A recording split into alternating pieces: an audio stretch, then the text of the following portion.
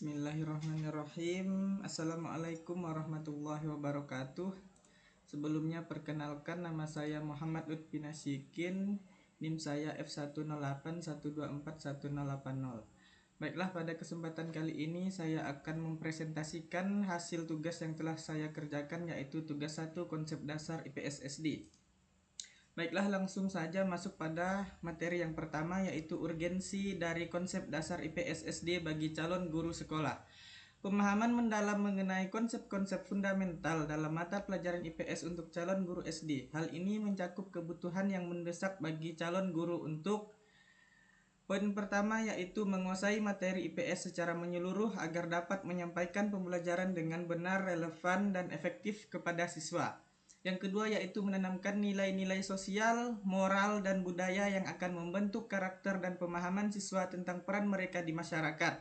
Yang ketiga, yaitu mengembangkan kemampuan berpikir kritis dan analitis siswa melalui pembelajaran yang berfokus pada isu-isu sosial, sejarah, geografi, dan ekonomi. Singkatnya, urgensi ini menunjukkan bahwa calon guru SD perlu memiliki pemahaman yang kuat tentang konsep dasar IPS agar dapat mengajar dengan cara yang membangun pengetahuan, karakter, dan keterampilan sosial siswa. Selanjutnya, yaitu urgensi dari konsep dasar IPS SD bagi calon guru sekolah dasar dapat dilihat dari beberapa aspek penting berikut, yaitu 1. Pembentukan karakter dan pengetahuan sosial.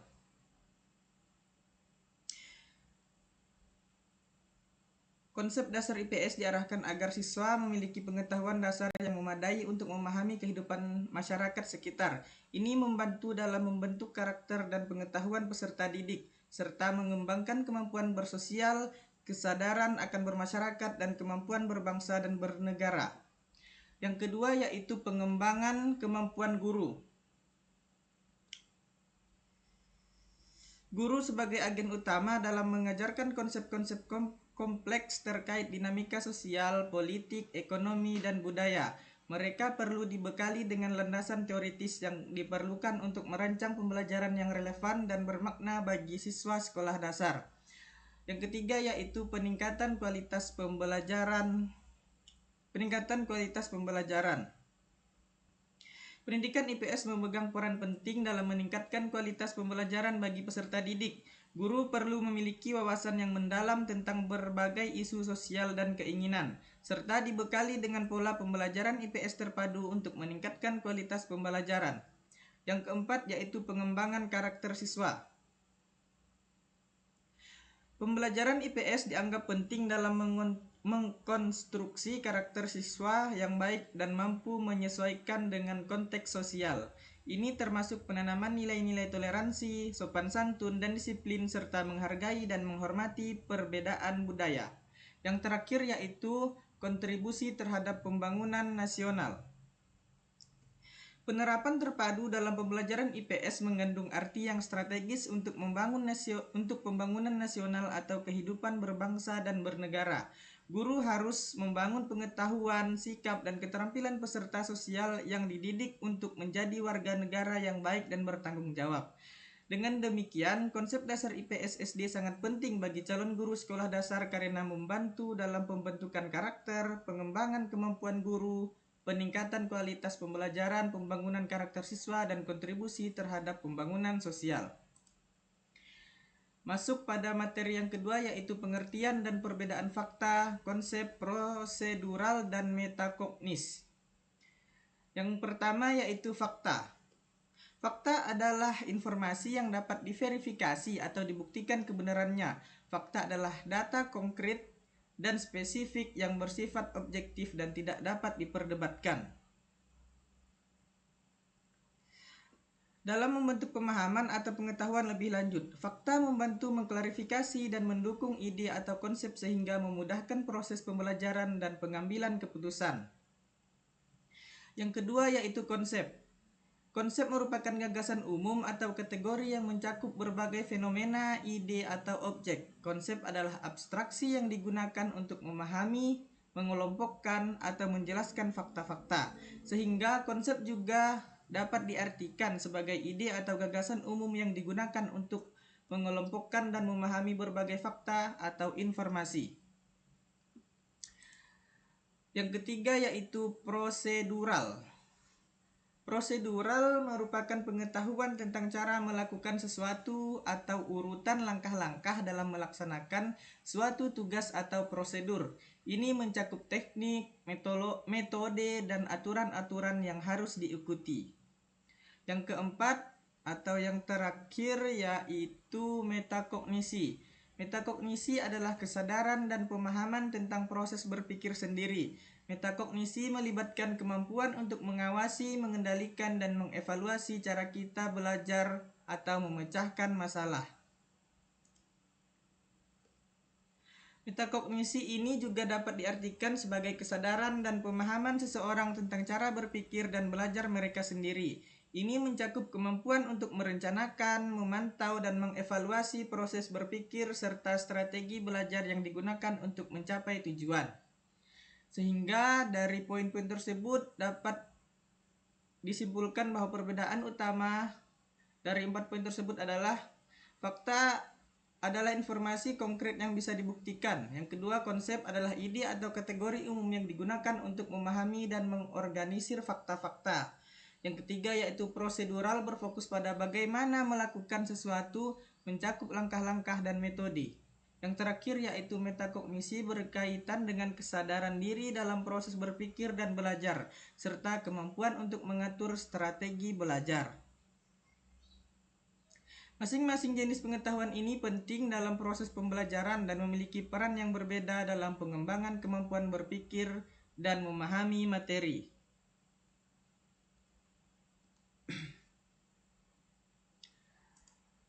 Yang materi ketiga yaitu ciri-ciri konsep dan hubungan fakta dengan konsep. Berikut adalah ciri-ciri dari konsep yaitu 1. Bersifat abstrak dan gambaran dari objek, peristiwa, atau kegiatan. Dan tidak terikat pada satu contoh konkret. Yang kedua yaitu kumpulan dari berbagai objek yang memiliki sifat serta karakteristik yang sama. Konsep mengelompokkan berbagai objek yang memiliki sifat atau karakteristik yang mirip sehingga memudahkan kita memahami dan mengorganisir informasi.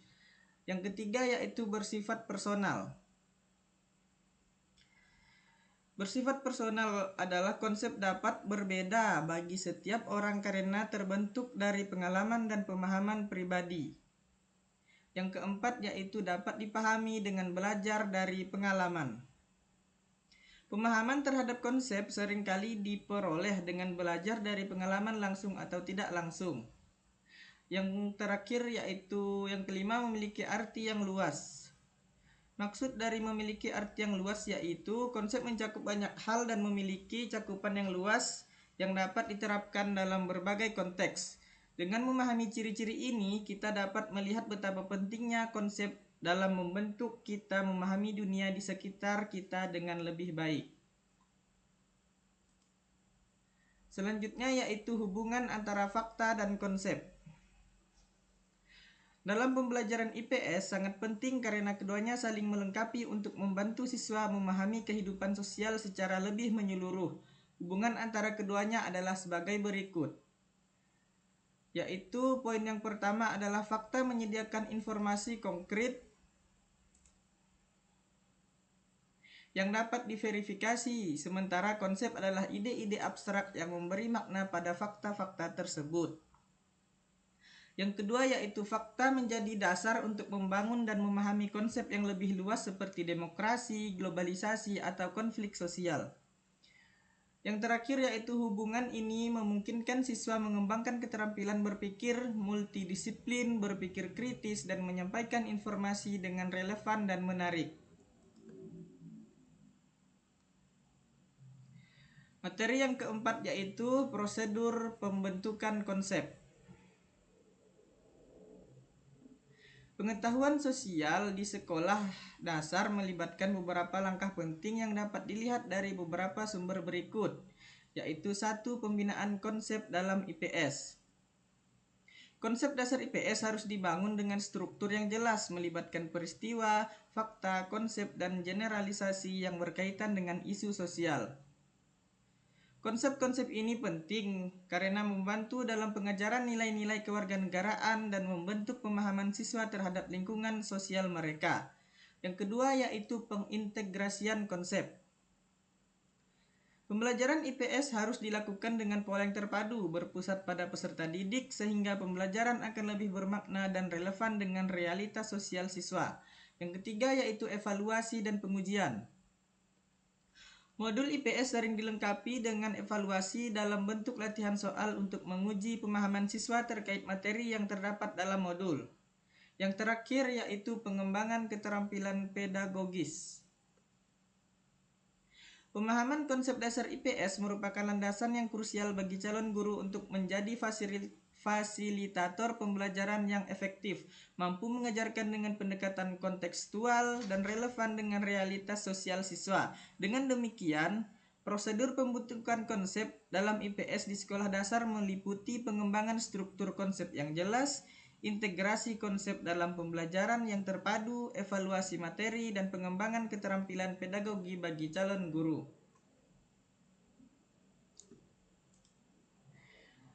Materi yang kelima atau materi yang terakhir yaitu ruang lingkup dan konsep esensial sosiologi.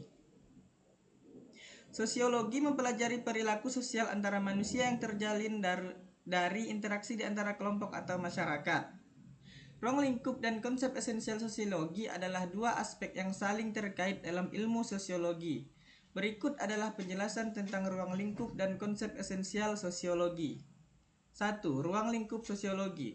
Ruang lingkup sosiologi mencakup semua interaksi sosial yang terjadi di masyarakat, termasuk interaksi antar individu, yaitu mempelajari perilaku sosial antara manusia yang terjalin dari interaksi di antara kelompok atau masyarakatnya.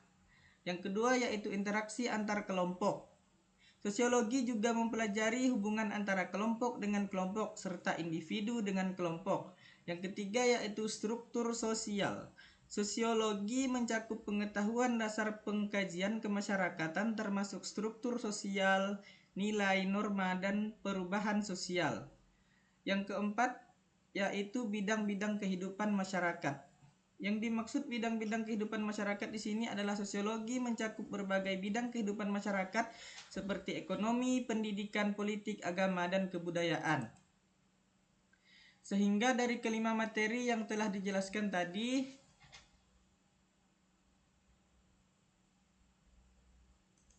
sehingga poin dari ruang lingkup sosiologi tadi, yang satu yaitu konsep esensial sosiologi. Konsep esensial dalam sosiologi meliputi struktur sosial, interaksi sosial, perubahan sosial. Yang pertama, struktur sosial. Sosiologi mempelajari bagaimana peran individu terbentuk dalam berbagai tingkatan mulai dari keluarga, kelompok, hingga masyarakat luas. Yang kedua yaitu interaksi sosial. Interaksi sosial aspek ini mengkaji hubungan yang terjadi antara individu dengan individu lain, individu dengan kelompok, dan juga kelompok dengan kelompok lainnya. Interaksi ini menjadi dasar bagi dinamika kehidupan sosial. Yang terakhir yaitu perubahan sosial. Sosiologi juga memfokuskan diri pada perubahan sosial yang terjadi dalam masyarakat, baik yang disebabkan oleh faktor internal seperti budaya atau kebiasaan maupun faktor eksternal seperti teknologi atau lingkungan. Sehingga dari kelima materi yang telah dijelaskan tadi dapat disimpulkan bahwa pemahaman konsep dasar IPS penting bagi calon guru SD untuk mengajarkan nilai sosial dan budaya serta mengembangkan kemampuan berpikir kritis siswa. Fakta menyediakan data konkret, sementara konsep prosedural dan metakognisi membantu mengorganisasi, memahami, dan meningkatkan proses belajar. Guru perlu menguasai cara membentuk konsep dan memahami esensi sosiologi untuk membantu siswa memahami kehidupan sosial secara mendalam. Baiklah, sekian presentasi tugas dari saya. Mohon maaf bila ada salah-salah kata. Semoga bermanfaat bagi kita semua. Saya akhiri. Wabillahi taufik wal hidayah. Wassalamualaikum warahmatullahi wabarakatuh.